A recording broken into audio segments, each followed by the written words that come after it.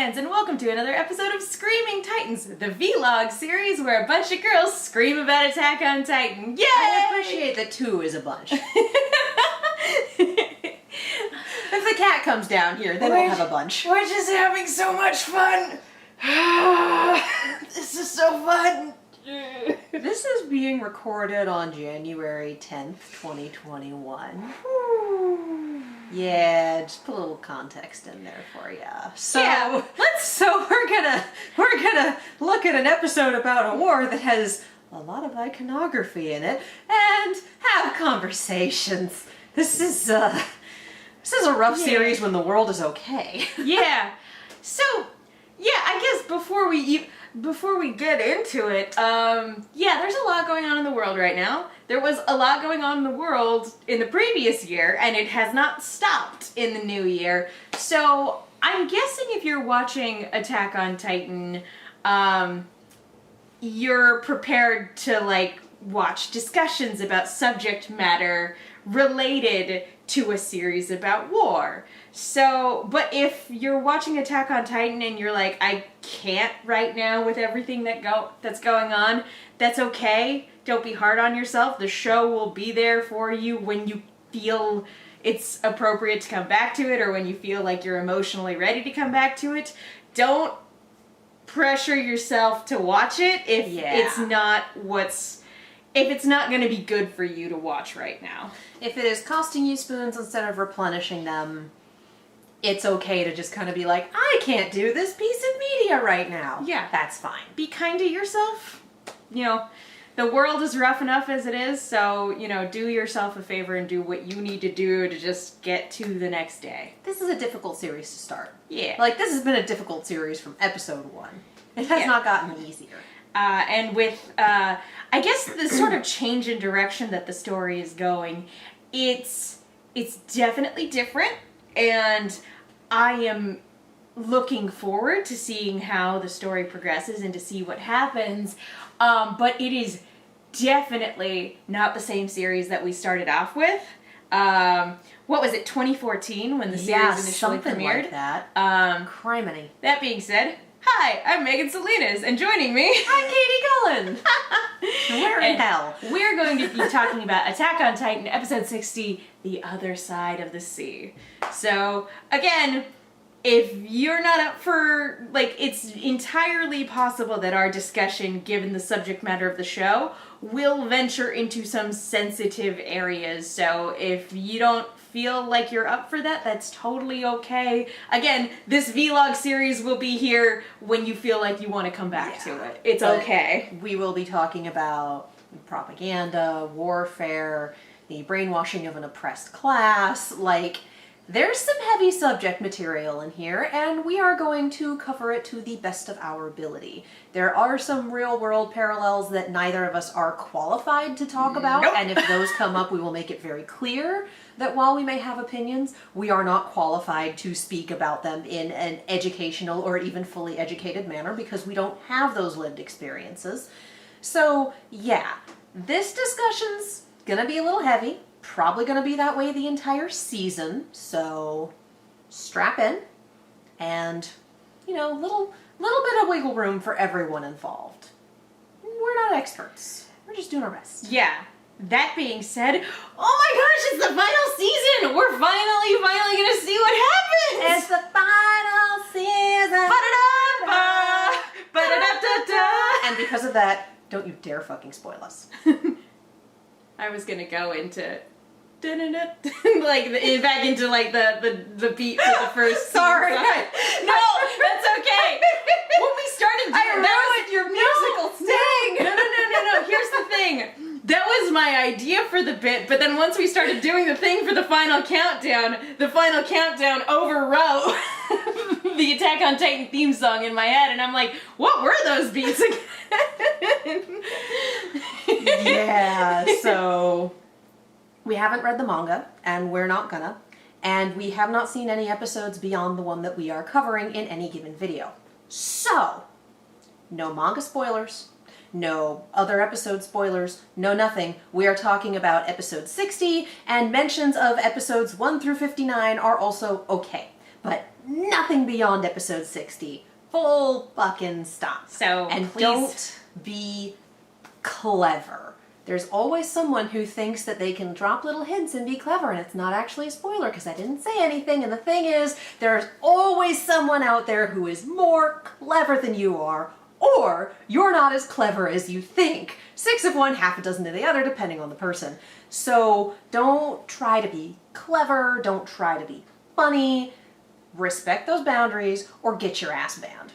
TLDR, we like speculating, so don't ruin it for us. Please be respectful to us and to the other people in our comment section.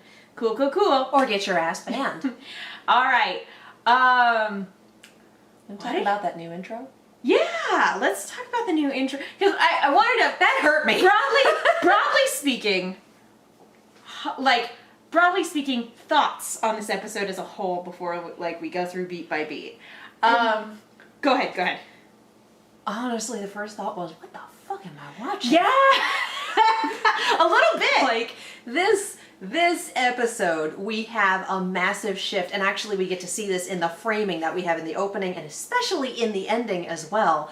And we also got this shift laid out in the key visual that was released for this, where we have Falco standing in the ruins of a city and fucking Aaron Berserker Titan, looming over a wall. So like the Colossal Titan did in the initial promo material. Oh, it's straight up man. a how the turns have tabled moment.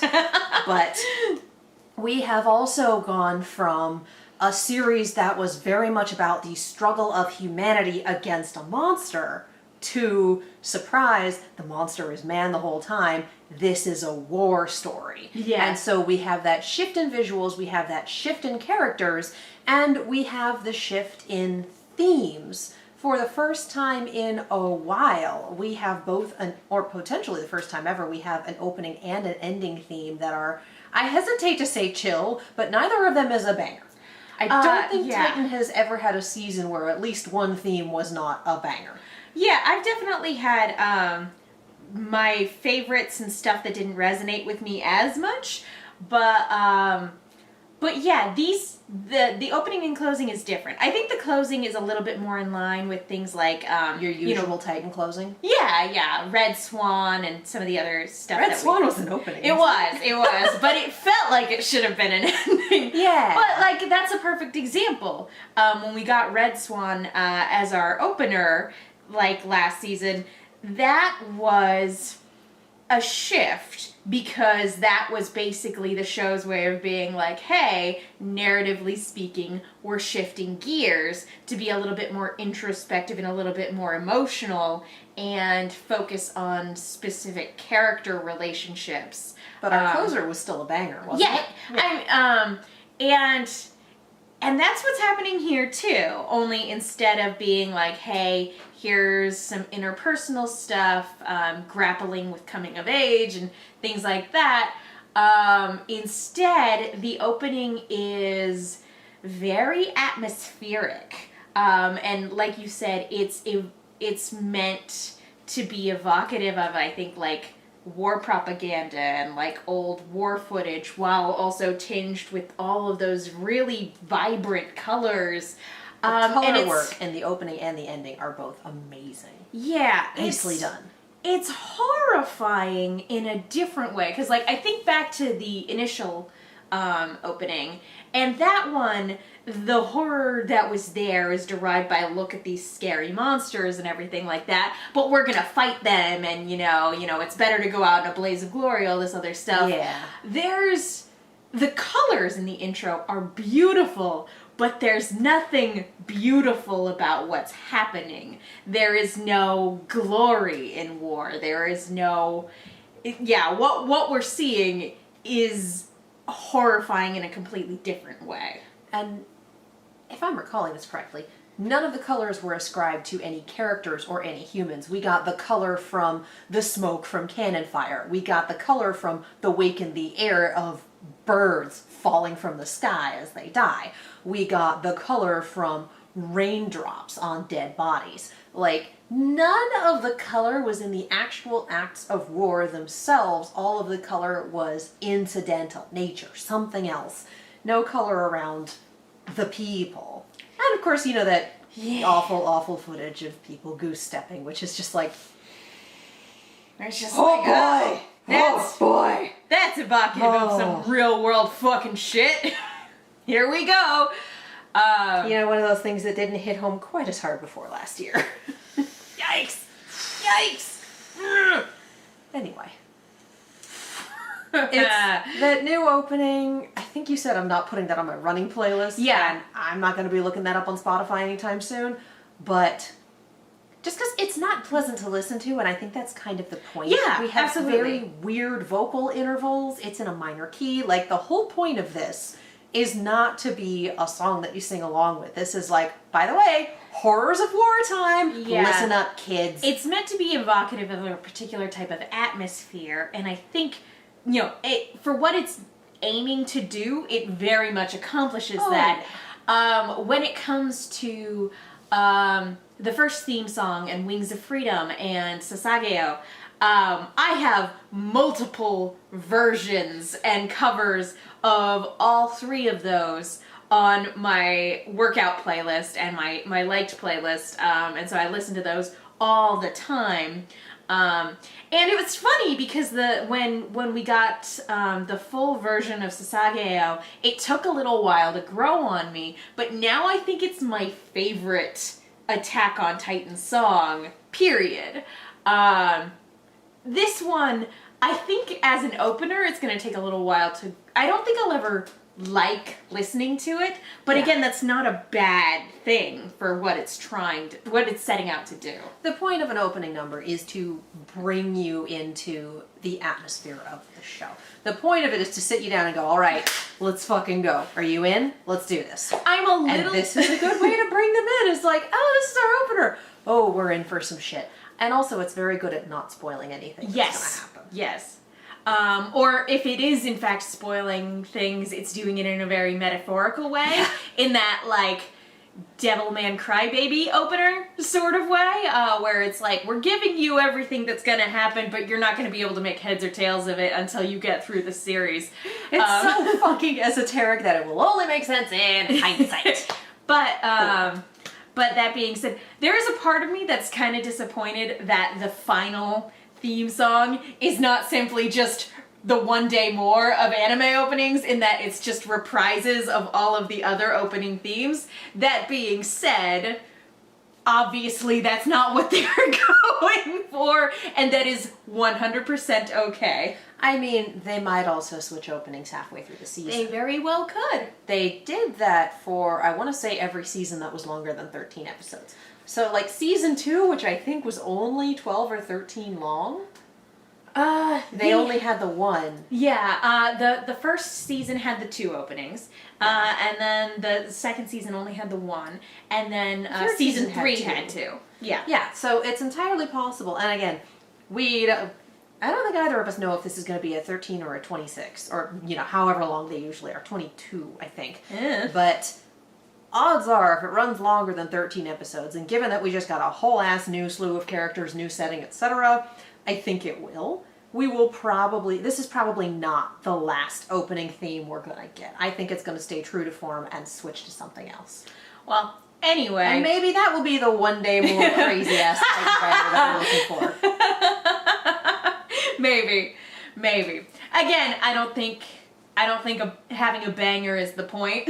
No, but that given doesn't mean I don't want one. I absolutely would love one too. That being said, I don't know how many episodes we're getting, but I am happy with whatever we get, if that makes any sense at all. The fact that we're getting it in any capacity and that this is a series that is allowed to end is like, okay, not forced to end and not forced to stay on past its welcome, allowed to end.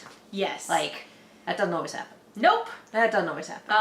And I am, like I said, I'm excited to see where it goes. So, all right. That's the intro. Here's the other 2 hours of this video. No. That's the intro. And as we've mentioned before, there's a clear change in scenery because, as the title of the episode states, this is the other side of the sea. You know, we left off last season with Aaron and company looking out towards the ocean, and this is what's happening on the other side of the shore. Turns out it sucks. Yeah, really Turns badly. out it sucks. And so we get introduced to a group of child soldiers in aesthetically what looks very similar to World War One attire. Trench warfare as well. Yeah, absolutely. And so we get introduced to these kids. There's Falco, his brother, Colt. Yeah, his older brother Colt. Their friend, Gabby, and I think one of them was named Zofia and Udo. Yes. Yeah. At first I thought Gabby was Zofia, and so I got very confused when they started calling her Gabby, and I was just like, oh, I need to readjust. All right. But all of these kids are basically in the warrior program, which all of a sudden, in hindsight, all of those times Reiner was referred to as a warrior, contextually speaking, suddenly makes sense. It's like, also, I think Reiner's name in German does mean warrior or something along those lines. But yeah, they're all a part of the warrior program, which is basically the Titan's successor program. It's how the Marley military chooses to pass down Titan powers as their Titans get close to their 13-year expiration date. This is fucked up. oh yeah, I mean, again, we have child soldiers who, as we get more through the episode, have been brainwashed. Like, oh, well, if we win this war, then maybe we can get all of our friends and family out of the awful zone, out of the... It wasn't internment camps. zone. Thank you. That's Yeah. what it was. That was, something awful. Sometimes you mix up your terms when all of the awful things happen.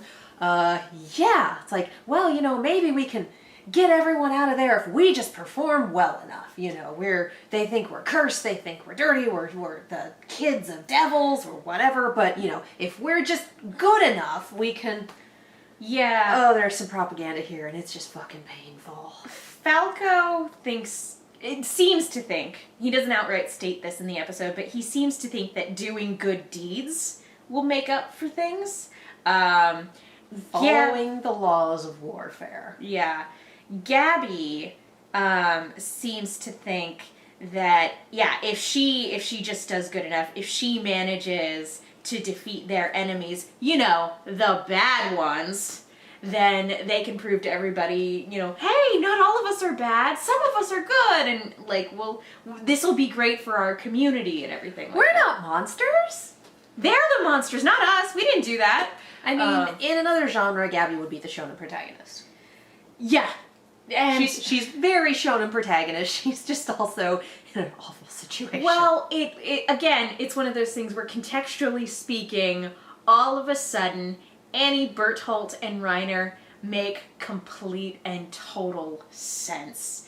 Especially at the beginning of, it was the second half of season 3 when was it the second half of season 3 or what? Second half of season 2. Get to the other half of the sentence and I can help you. When they're confronting Bertholdt and they're like, what? I think this was the end of season 2. They're like, why do you hate us? Like, I thought we were all friends. And he's like, you are our friends. You're also the spawn of Satan and we have to destroy you, but you're our friends! Yeah, this was season 2. That might have been season 2, might have been season 3. I Yeah, don't know. that's season 2 when they're having the treetop hangout. Yeah. Full Such as it disclosure, I have zero recollection of the predictions we made in the previous episode. I can't be expected to remember something from 2 seasons ago. That was a literal lifetime ago. I have weird detail memory. Sometimes it sinks in and sometimes it doesn't. I think I remember season 2 fairly well because we watched that highlight reel movie that they put together in Which a was theater full of awesome. Titan. Oh my god. So fun. The entire auditorium, the entire theater losing their shit at, oh no, not some guy. Just we all know what parts are funny even when they shouldn't be, and some random ass unnamed scouting corps member getting eaten so Bertholdt can have their gear later on. It's just, oh no, not some guy. Oh my god, you could have just called him Bob and we wouldn't have known the difference. We'll never stop laughing at some guy. Some guy! We'll never stop laughing at Like, that. you're dressed in green, but buddy, you're a red shirt. He didn't even get a name. He probably wasn't in any of the background shots. It's Just some guy. again, we'll never stop laughing at Everyone in the Scouting Corps members except for you. it. It's funny too, because I was, getting ready to get back into it. I was doing a little bit of a refresher on some stuff, and going back to the beginning of season 3, I was like, oh my god, Kenny! He was so long ago! Right? We had a murder cowboy last And season. I loved him! Fuck? I miss him so much! Look, when we were on the other network, I will never let the Reese's Pieces joke go. I thought that was hysterical. Anyway, sorry. Didn't want to get off so we get introduced Too late. We get introduced to these kids, and Falco in particular looks like he's going to be our main protagonist. His older brother... The marketing has told us so. Yeah. Well, even just... And the ending theme, but we saw Yeah. him in that key visual before we saw anyone else. That's true. We open with him in a way that's pretty reminiscent of the way Aaron was napping under that tree way back when in the first episode. We open with him on the ground being injured in the middle of a firefight, and he's looking up towards the sky and sees the birds bird. flying away. So He even goes, though you should leave, it's dangerous. even though he's in this horrible child soldier program, he clearly has a gentle soul. And so this is gonna be rough. This is gonna be really hard to watch his coming of age story. I'm wondering if he didn't get pulled for it because his older brother Colt is set to inherit the Beast Titan powers. If it was sort of a, well, your brother's got it, maybe you do too, let's go. Maybe it runs in the fucking family. Or maybe we can use one to keep the other in line.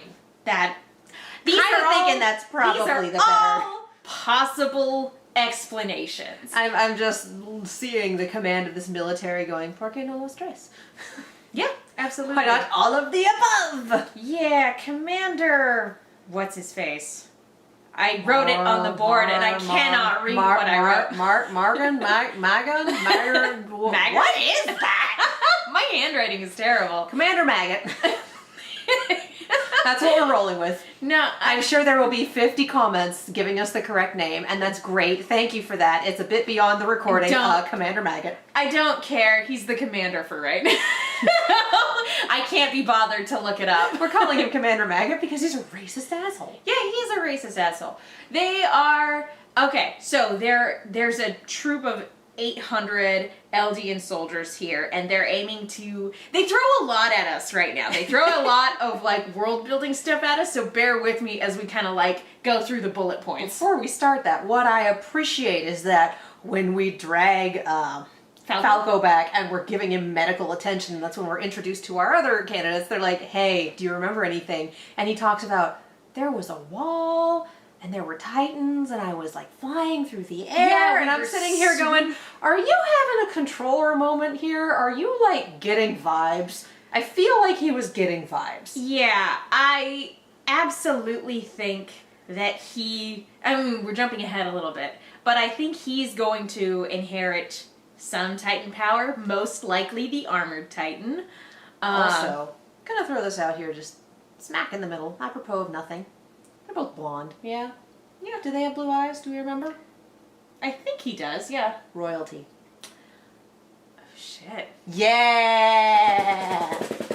Shit. Yeah! I didn't even think about that. Damn. I mean, it might not be, but if it was, that would explain why they pulled them both, Shit! even though Falco does not seem to be a good fit personality-wise for this program. I did not even think about that. Shoot.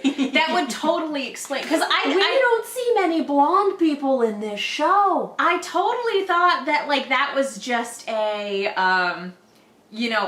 all the Titans are kind of like, you know, that timey-wimey stuff that Eren was able to tap into. That's kind of what I thought he was just tapping into. But no, you're absolutely right. He would have a deeper connection with all that if he was a part of the royal family. So what I'm wondering is, for one, whether the Marleyan government can track who has royal family blood, and Probably. if they don't, do they just grab every blonde kid they can find and put them in the Titan program and hope they strike pay dirt? It would not surprise me if they tracked. Like, Well, the whole, what's the name? Grisha's first wife being royalty, to my understanding, was a secret. That was kept on the down low. yeah. If I'm remembering correctly, I believe So that it's was the entirely possible that, like, they told all this stuff to Zeke. They got Zeke, and they go, okay, here are the characteristics of Titan royal family. And so they might just be going for every blonde kid with potential they can find in the hopes of finding more royal blood.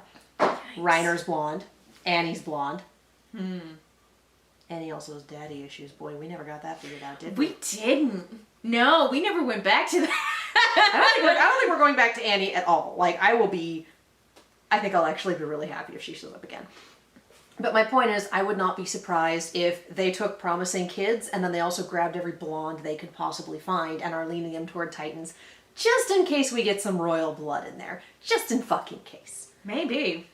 I think that's a solid theory. So that we can have them be a Titan so that if we find the controller power, it's that much easier to just Bada bing, bada boom. take it back. Yeah. So yeah, that's and I'm sure the people who read the manga are at some point screaming and not putting anything in our fucking comments and screaming. So yeah, completely derailed everything, but I just had that thought and felt the need to share. No, I'm glad you did. Because that might also explain why he was getting weird ass vibes for everything we've been seeing. Winter, come, Anyway. come comfort me as we talk about some real ass shit. She's like, no, I'm leaving. No, okay, so yeah, they throw a lot of world building stuff out, which, to be fair, apart from the episode where, you know, we found out what was in the basement and we got, you know, that whole explanation, we really haven't spent a whole lot of time on this side of the shore. Yeah. So, and also, there's been a time skip. You know, they mentioned that it's been 9 years since their initial attempt to take the wall, and that it's, you know, 9 years basically since the start of the series. Hi. Sorry, she's very distracting. So we have a time skip. All of our characters from the previous seasons are older, even though we haven't checked in with them quite yet. So yeah, the war that they're in the middle of right now, it's been raging for the last 4 years. At one point, Zeke makes an offhanded comment about how this whole war is the result of their failure.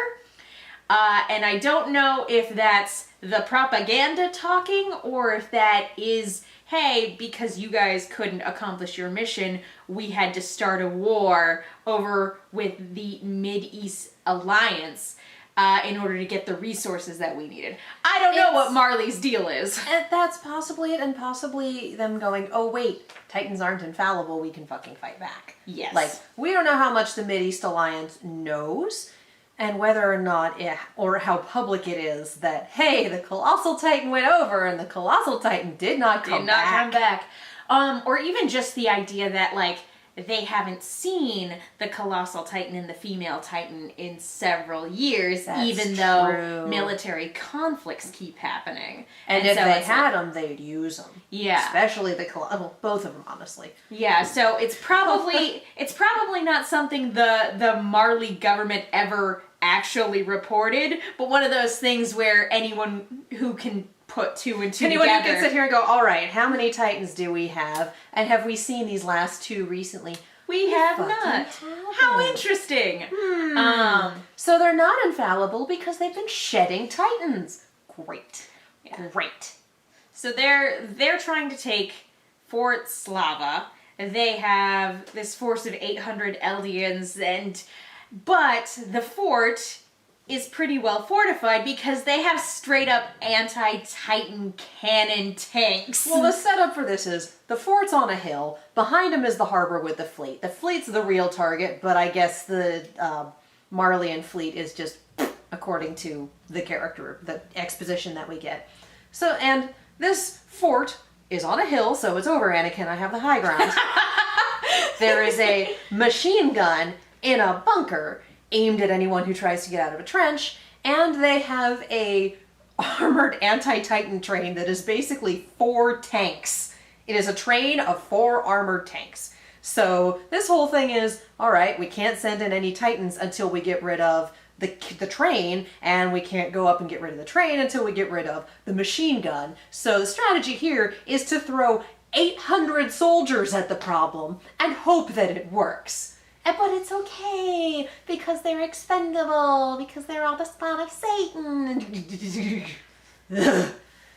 Like we said, not going to be an easy discussion. The Marleyan government is, like, they have done a really, like... This is the kind of strategy that Zuko got half his face burned off for. You know? That's a good point.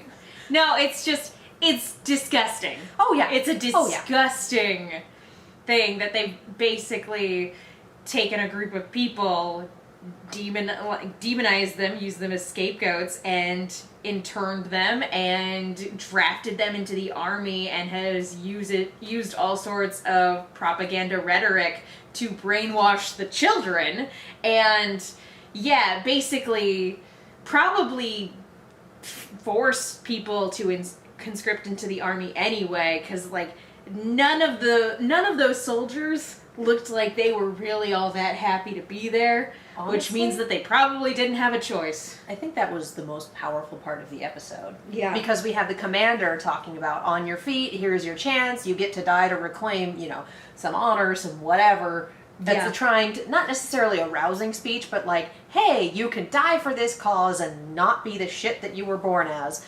But it doesn't focus on the commander at all. Because usually when someone is giving a rousing speech, the camera's on them. It's on the soldiers who can't stand up and the other ones trying to get them on their feet. It's on the ones having nervous breakdowns. Men shaking and having trouble even just drinking water from their canteens. When the commander talks about, oh yes, and the Suicide Squad will cut to a couple people with grenades strapped across their chests, like freaking out. And then just the one poor human who pulls a locket out, opens it up, and kisses it while crying. And it's like, okay, yeah, no. This right here, most effective thing in the entire episode. And it's just the way that it is acted, the way that it is framed, the way that it is animated, all of it is very much meant to tell the audience whose side they are supposed to be on. And to understand that, hey, no, these people are getting fucked regardless of what happens. They have no power within this structure. And yeah, it's... To me, I think that was... I don't want to sit here and be like, it's the best scene in the episode, because there were definitely scenes that I enjoyed more, just in terms of watching them. I actually really enjoyed Reiner getting shot a lot. That was great. I had a couple scenes where I'm like, if he gets murdered right here, I will laugh my ass off. But I would argue that that was the most effective scene in the episode, in terms of telling you what you need to know about the situation, the people involved, and the political situation, and making you like really feel for all of this. Like, oh no, very much impressing that Marleyans are very, very much human, despite what everyone else says. Eldians. Marleyans are assholes. Eldians are very much humans, despite what everyone else says. Thank you. Now, Massive misspeech. Wow. Well, here's the thing. Marleyans are human too. They're just on the other side of things at the moment. They've bought into the propaganda and the scapegoating. And it is... Again, they're humans in the biological sense of the word. No, this is what I'm saying. They're human in the very uncomfortable way right now of being like, oh yeah, it is a very human thing for people to be susceptible to scapegoating propaganda, and you need to actively fight against it when it happens. This is and true. to check your privilege, lest history repeat itself. Okay. How we doing? How we doing? I'm just trying really hard not to like drop any actual political things that are happening right now in response to what's going on. We 'cause can. I'm okay with that shit on my channel, but I don't know what you want to do on yours, so. No. Go ahead. Okay, QAnon is not a source. No, it's not. It's not. That's what I wanted to say there. I'm sure there will be more to say later about many, many things. So yes. No. Feel free to say the things that you would say on your channel here. Okay. Like, because I wholeheartedly agree with that, like, I wholeheartedly agree. Okay, so I think this is a very good time to sit back and tell people that if you're a Trump supporter, you can fuck off. Yeah. Bye. Just, Fuckity bye. yeah. Yep, we don't need, it doesn't matter if it's, oh well, I just didn't want to vote for Biden. It doesn't matter if you are an active supporter or if it's passive. Regardless, you are either actively supporting all of the bullshit he says, or you are okay with the dehumanization, the kids in cages, the everything. The basically thinking that people of color, people on the LGBTQIA spectrum, women, people who aren't white, wealthy, cis men, basically, don't deserve rights. And whether you actively believe that, or whether that was not a fucking deal breaker for you, regardless, you're not welcome here. Yeah. Sorry. Everyone else, we love you. Bye. If that does apply to you, then I would strongly encourage you to do some real fucking soul searching, guys. But don't do it here. Bye. Don't do it here. You're not welcome. You're not welcome. Do it. I was gonna say, I'm wearing a shirt that says, "Don't forget to love each other," that has basically every pride flag on it. Do you really think you're fucking welcome here? You have obviously forgotten to love each other. So back to the cartoon. Back to the cartoon for children. Teenagers, I think. Children.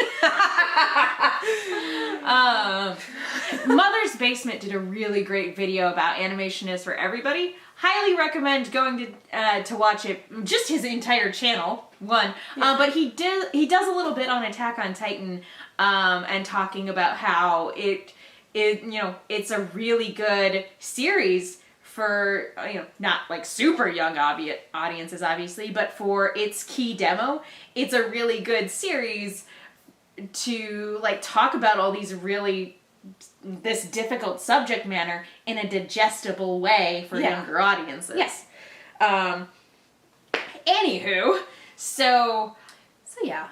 out of all of our kids, Falco seems like like I said, like a really sweet person, and it's going to be really rough when they come up against our boys and girls Who are now adults. Yeah, who are. That's going to be weird. Yeah, they are now young adults for sure.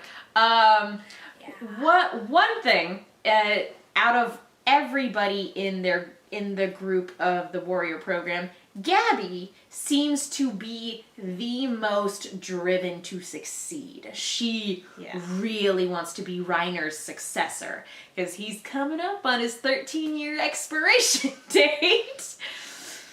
He's not making it out of the end of this. A lot of our cast of characters aren't. For that reason.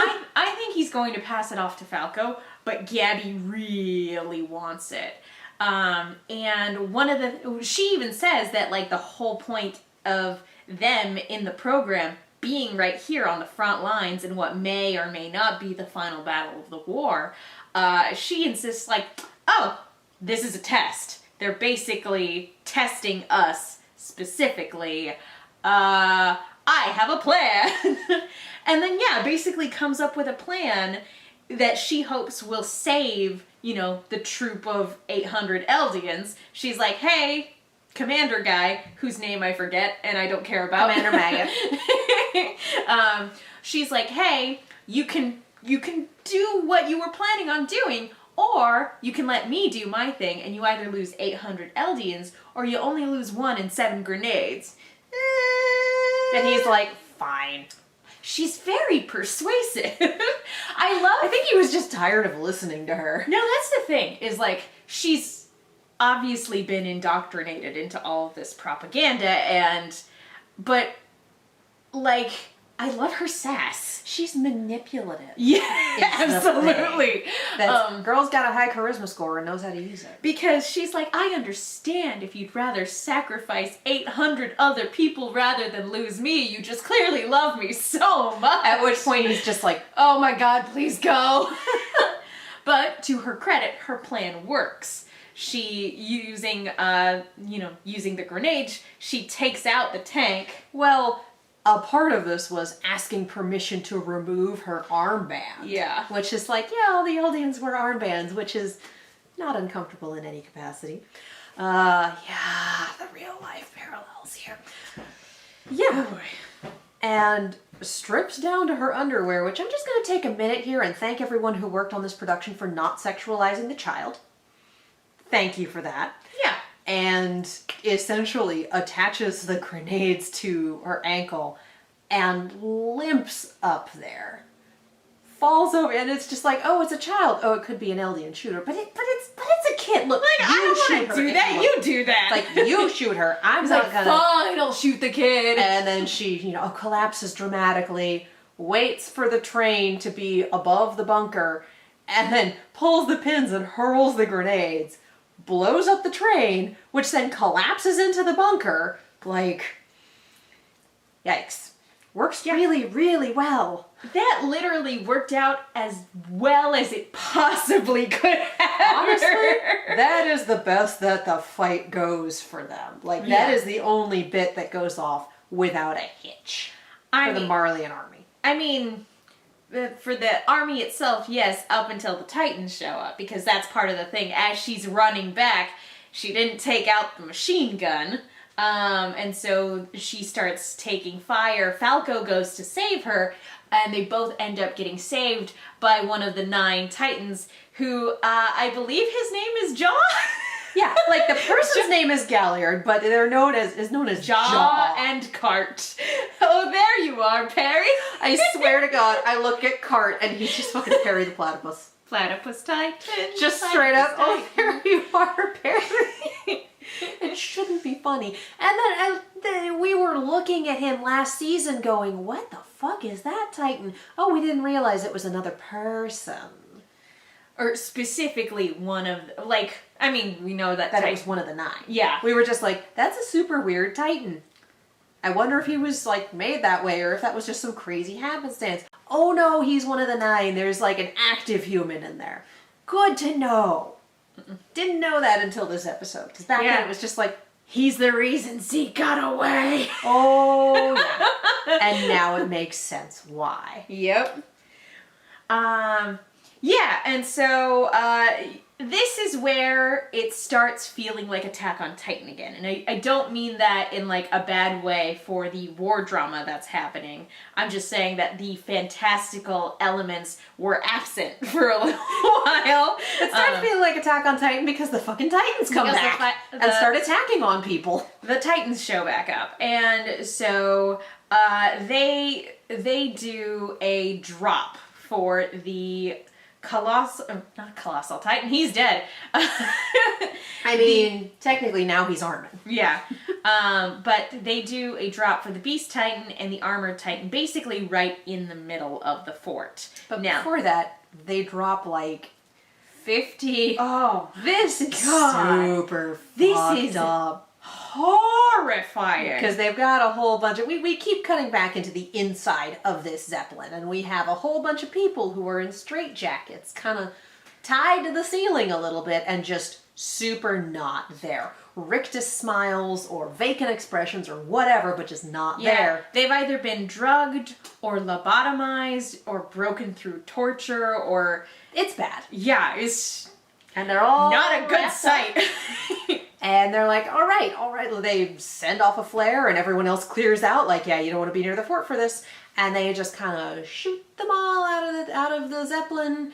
And then Zeke, He does which his I still Titan think thing. ahem scream was pretty funny.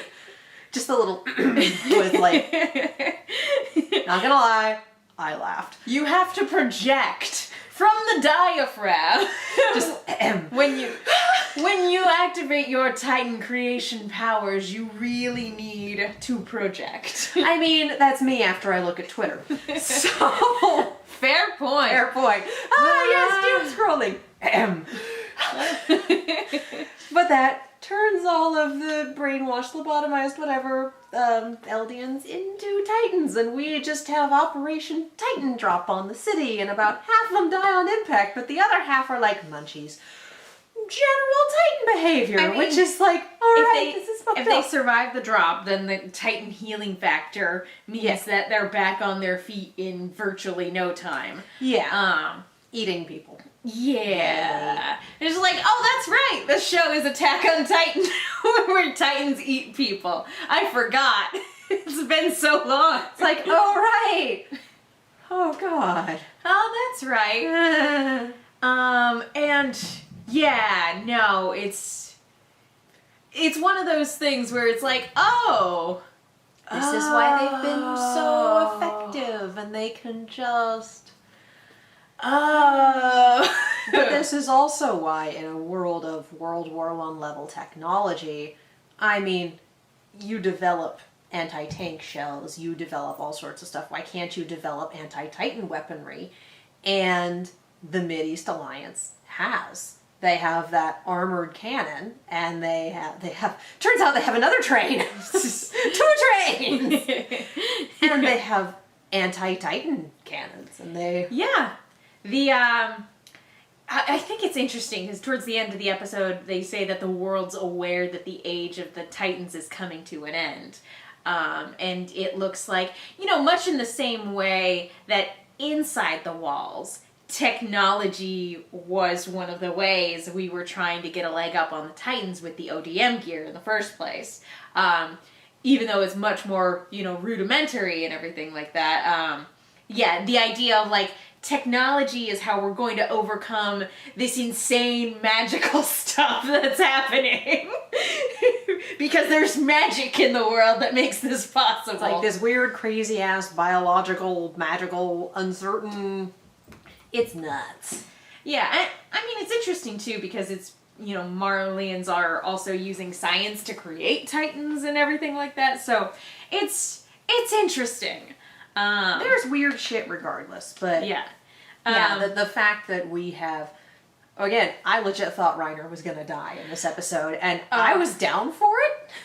I was like, put the man out of his misery. He looks sad. He's... Like you said, all of our kids are adults now, and he's all grown up. I don't know what their ages are at this point, but he looks like a young man who's seen things. And he's got a beard, and he looks a lot more world weary than the last time we saw him, because Reiner's had an interesting journey. What with the Reiner started psychologically broken, and I'm certain that she had to clear your cup to get over there, and I'm certain that they don't have therapy for Eldians in this world, or possibly at all. They might not have therapy at all. But yeah, no. It's always the worlds that need it most. Also, therapy is good. There is no shame in going to therapy. I go to therapy on the regular. It's very helpful. Absolutely no shame in it. Yes. Mental health is exceedingly important, especially nowadays. Yeah. In general. In general. But nowadays, definitely. So there is no shame in finding a qualified professional to talk to. Yep. If only that were available for poor Reiner. Oh my God. And it's one of those things where it's like, the stuff that they've done is really unforgivable, but I've never stopped feeling bad for that poor boy. I mean, it's not really cool motive, still murder, because it's not a cool motive. No. He has been supremely brainwashed. It's just tragic. And it's one of those things where looking at Bertholdt and Reiner in season 2 and season 3, we're like, they've clearly been like child soldier brainwashed, but now that we're finally seeing the extent of it and how it's done too, and the context behind it, it's like, yeah, no, it makes perfect sense why you are the way you are. So I'll be very interested because he was my favorite character for a long time, and I think he still is my favorite character in this show. I was marking time until you hit that reveal. I got spoiled for it. I was just marking time. Oh, about him being the armored titan.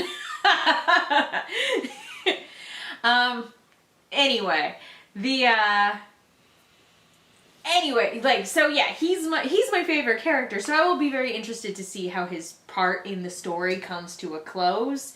I don't think, given what we saw in this episode, I don't think we're gonna get that big climactic showdown between him and Eren again. Like, we might not, but the series has very much, at this point, gone out of its way to diametrically oppose them. yeah, but if there's one thing that a lot of modern series do, where it's like, oh, we're gonna subvert your expectations by actually killing off this character, or, things like that. Life doesn't necessarily work in accordance to story structure, and for, a story like Attack on Titan, it would not surprise me if a big climactic showdown between two characters that we think is going to happen actually doesn't happen, because that's not how war works. Yeah. So it would not surprise me if if it could be that he never sees Eren and company again, that he has to, especially because he got messed up in this episode when he drops down with the line of, "I'm so sick of walls." Like, I liked that line. That was a good line. But he drops down and does his armor immediately titan takes thing. anti-Titan fire, and then takes even worse anti-Titan fire because, oh shit, surprise second train! Yeah, he loses an arm, but still manages to clear, which we get some Titan action when he's going along and, clearing the wall, and it's like, there's the armored Titan. That was when I was making the high five, And it's one of those things where it's like, it's horrible because he's killing a lot of people, but at the same time, because it's that, it's spectacle. yes, it's spectacle, and it's, again, those fantastical elements that we were talking about, it ceases feeling like a war drama, and it goes back to feeling like Attack on Titan, where it's like, no, this is still messed up, the armored Titan's killing a lot of people, but it's like, oh, okay, we're shifting gears back to sort of a little bit more of what we're used to in terms of seeing the type of violence that we're seeing in this show. Can we also talk about how Zeke nearly got fucked up? Yeah. So he drops down too, tries to do his fastball special thing. It's like, all right, we've cleared everything else out, and now his role in all of this is to grab the shells that are left and hurl them at the ships. And I really appreciate that he manages to do that. And then he's just fucking surprised that the ships fired on him the second that they saw him show up. Who could have seen this he's coming? hurling these things, and then there's a split second, and then there's a wave of shells coming at him, and he's just like, "Nani?"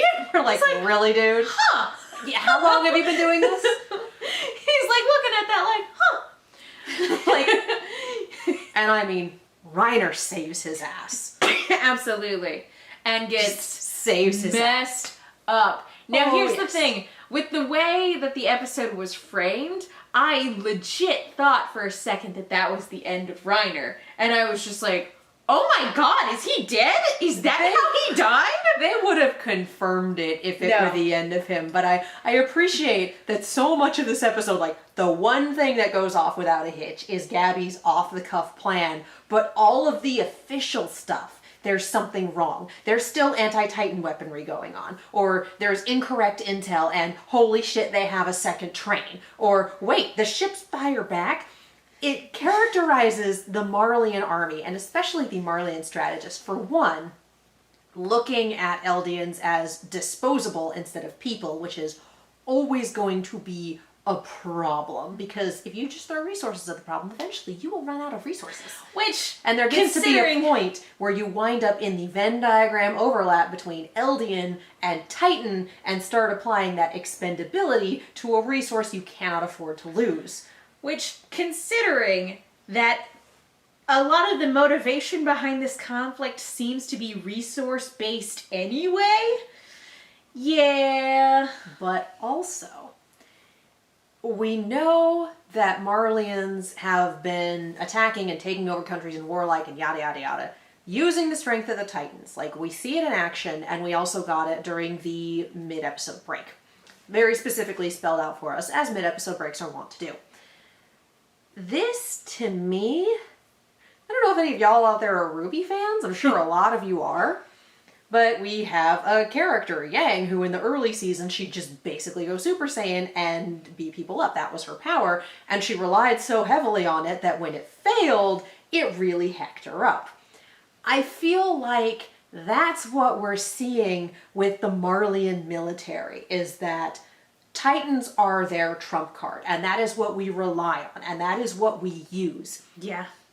To the point where, oh, we put, as long as we can get a Titan in there, it'll be fine. Yeah. So then suddenly we have, oh shit, there's a second anti-Titan tank train. Or, oh shit, they're shooting back. Like, of course they're fucking shooting back. Oh my god.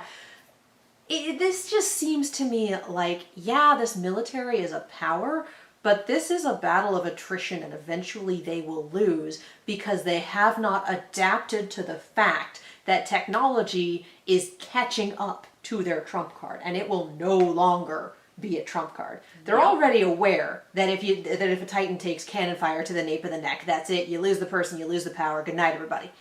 Like, they know that, but they're still not playing their cards well enough to work around that. There is this being entrenched in what you know, and there is this arrogance. We have this trump card. We have the Titans. No one else can do this. We will use this and we will win. And I think that ego, that arrogance is going to be a big part of what I assume. I would love to see them get fucked over in the end. And I assume that that is going to be a very big part of it. So yeah, that's my little diatribe on military strategy. Such as it is. Yeah. Never over Zeke staring at the ships and going, are they shooting back? Why would they do that? I'm such a likable guy. I'm exaggerating, but that's the part. It's just like, really? We never went over the fact that maybe you duck for cover, and then you throw again when things are free. Really? How long have you been doing this? You dumbass? Long enough to know better. Long enough to know better. My God, he nearly got his shit wrecked by people with ODM here, and yet out here he's like, they're not going to shoot back. Oh God, they're shooting back. Only reason his ass isn't dead is Levi because Reiner had his saved him. sword in your mouth, Zeke. This close. This close. You'd think he'd learn to respect death from unexpected places a little more, but You think, yeah, one would think that Levi would have put the fear of death into him, but no, I guess no. Levi puts the fear of Levi into people. There's a difference. There is a difference. Oh, can't wait to see him again. I miss him. I can't wait to see all of them again. I miss them. Yeah. It's only been one episode away from them, but one episode and a number of months since the last season ended. Yes, I am excited to catch up with them. I'm sure it's, like I said, when their forces meet up with the forces that we're getting acquainted with, it's not gonna be pretty. It's gonna be pretty upsetting, I'm sure. But I miss our boys and girls. Yeah. No, I mean, there's a point in getting us acquainted with these characters and getting to, again, see the context behind the system that produced Annie, Bertolt, and Reiner. Like, there's a reason for it. It's like, oh, context! This is terrible.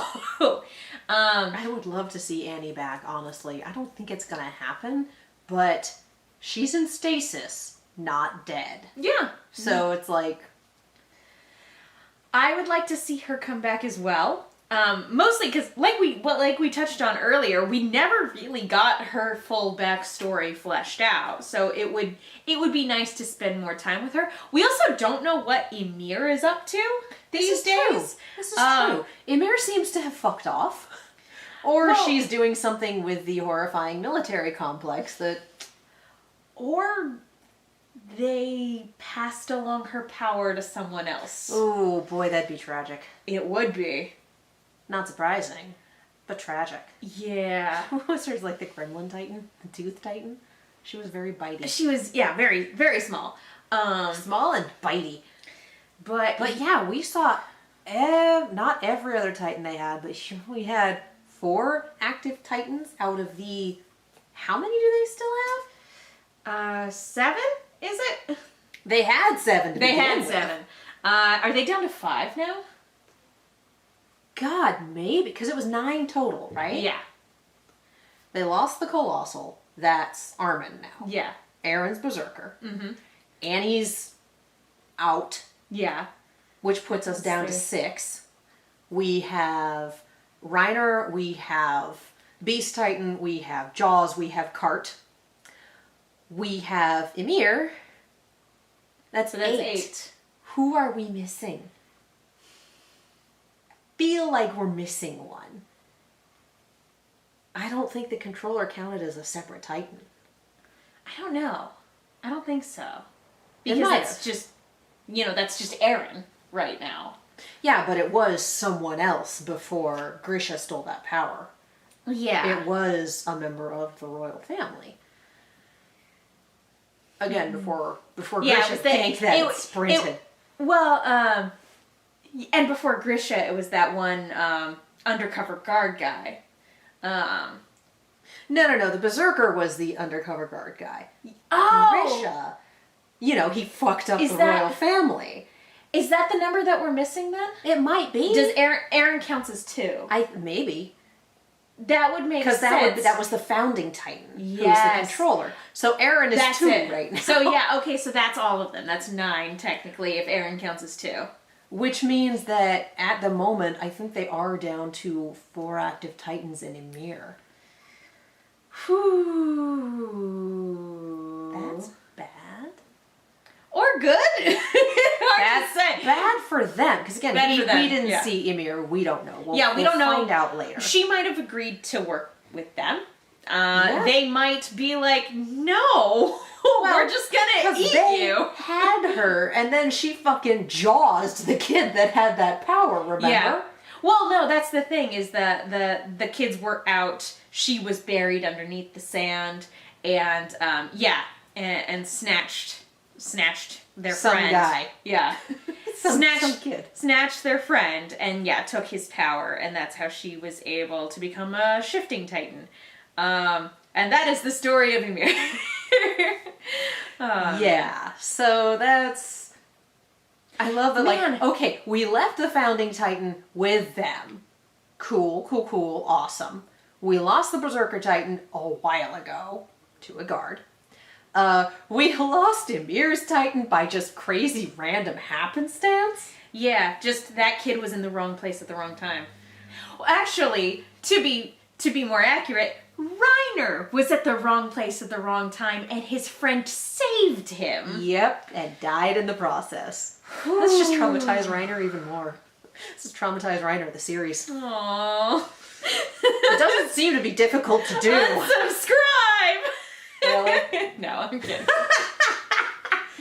I love him. I'm not going to defend him.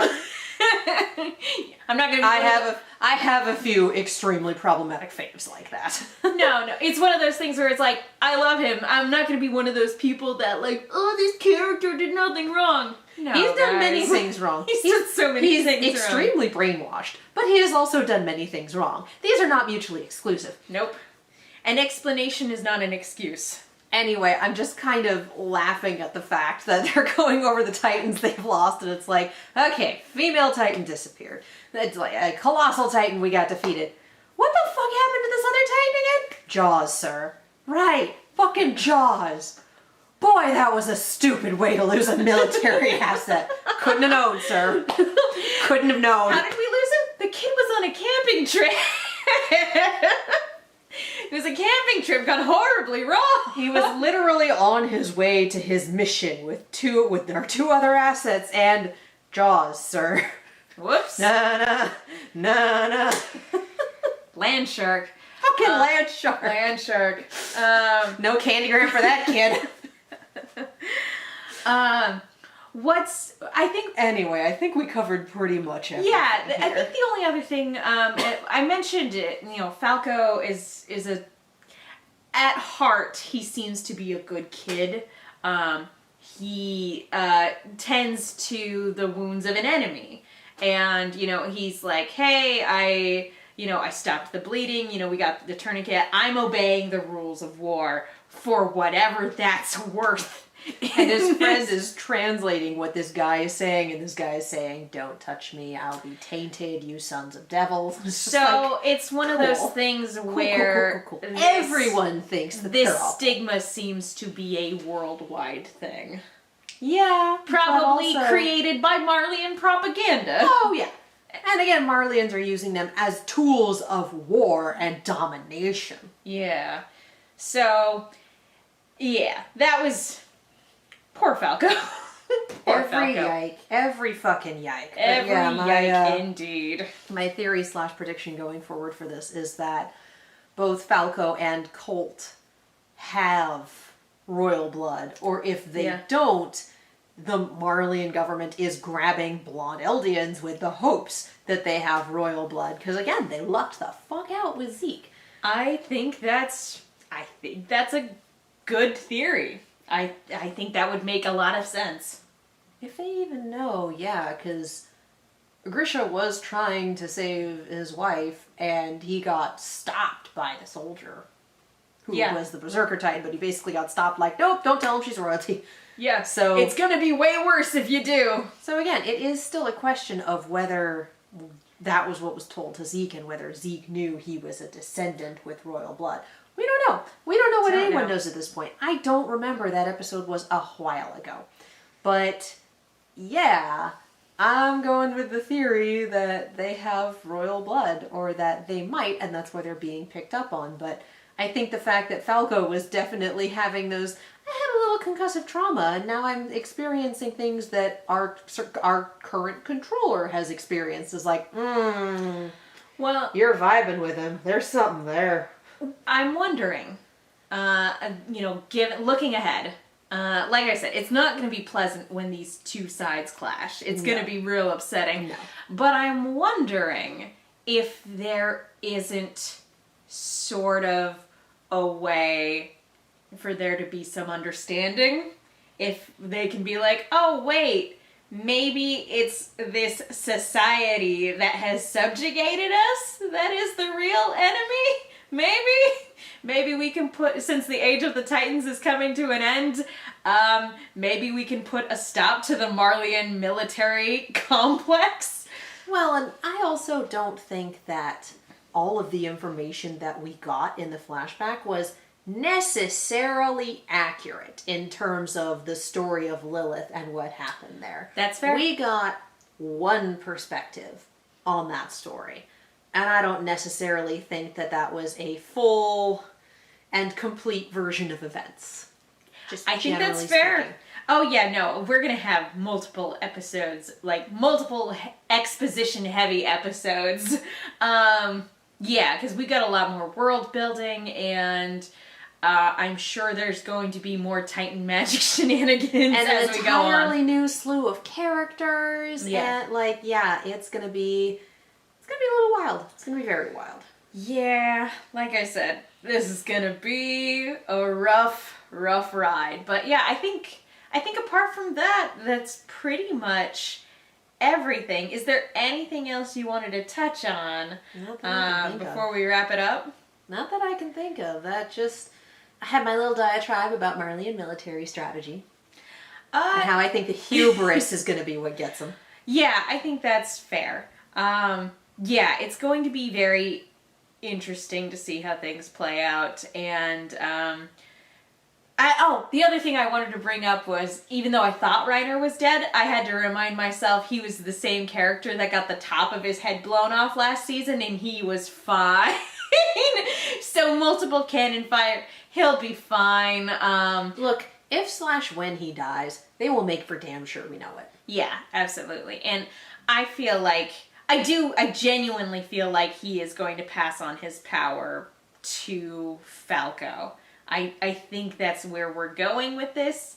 Sorry, Gabby. I don't think that's yours. I wouldn't be surprised if she dies before she gets it. Oh, dang it, I like her. This world has no room for shonen protagonists. The only reason that Eren survived his first fucking stint of combat was because he was already secretly a Titan and no one knew. He was already secretly a super protagonist. Yeah. She's not. Eren thought he was a shonen protagonist. Unbeknownst to everybody else, he was right. Including himself.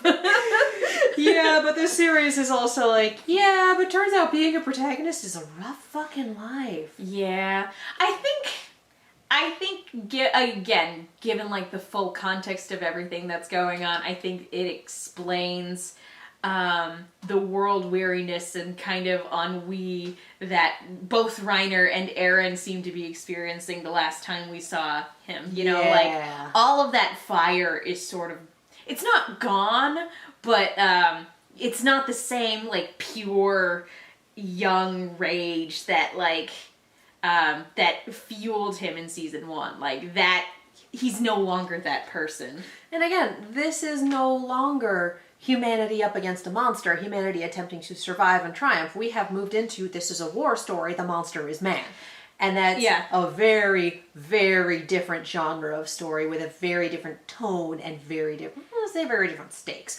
But it's definitely a different approach and a different execution. Yeah, and I like it because we've gotten the monster is man's twist sort of twice in this series, because when we found out that Titans were initially people, that was like, man is the true monster, Soylent Green is people! And now it's like, oh shit, it really is. And I appreciate the man is the true monster sort of motif that we're going with, because that, depending on the story, can come off as really heavy-handed and hacky. I don't feel that way here. Yeah. I get what they're going for, and it feels poignant as opposed to heavy-handed. Yeah, exactly. But yeah, so I'm excited for the rest of the season. Oh yeah. And since we're recording this as like the dub is coming out, I think what I'm gonna do is I'm gonna watch the sub episodes and watch the dub episodes. So that'll be fun too. Also, our recording schedule is so please be patient. Yes.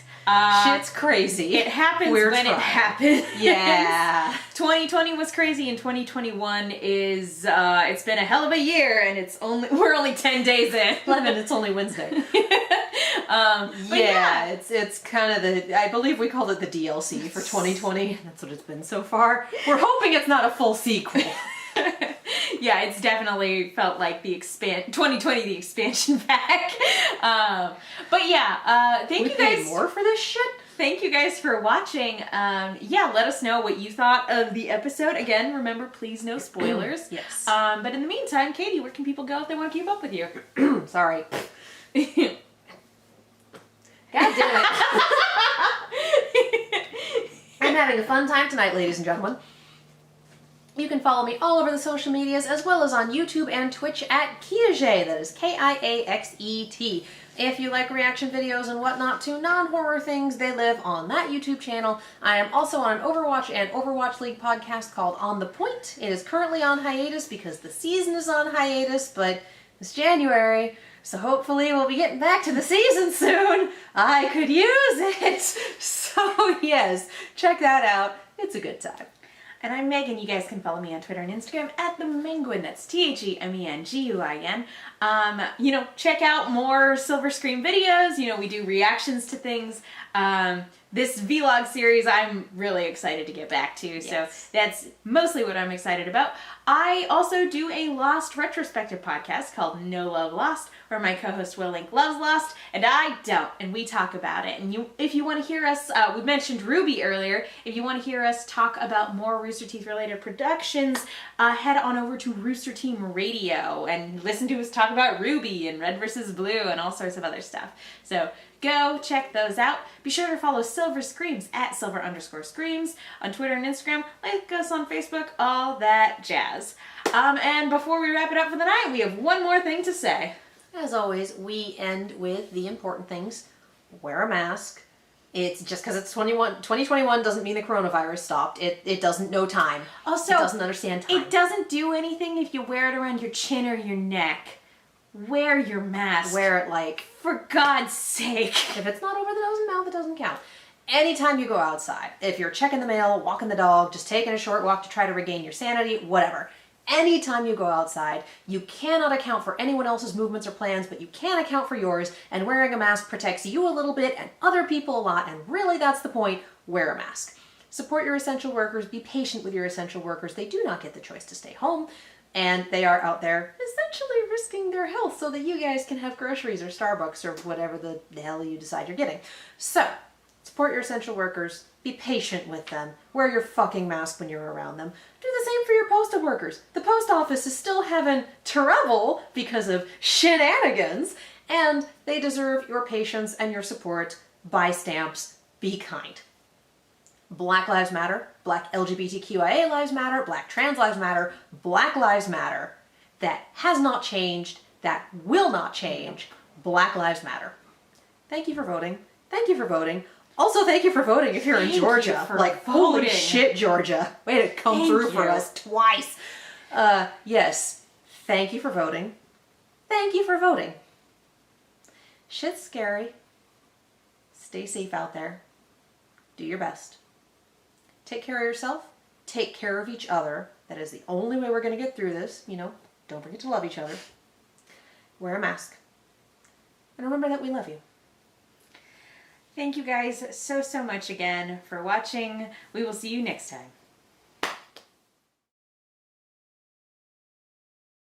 Hello, horror fans, and welcome to another episode of... What is Screaming the show? Titans. Yes. Screaming Titans. I'm going to do that again. Oh no, I think we should keep that. Welcome back! What show is this?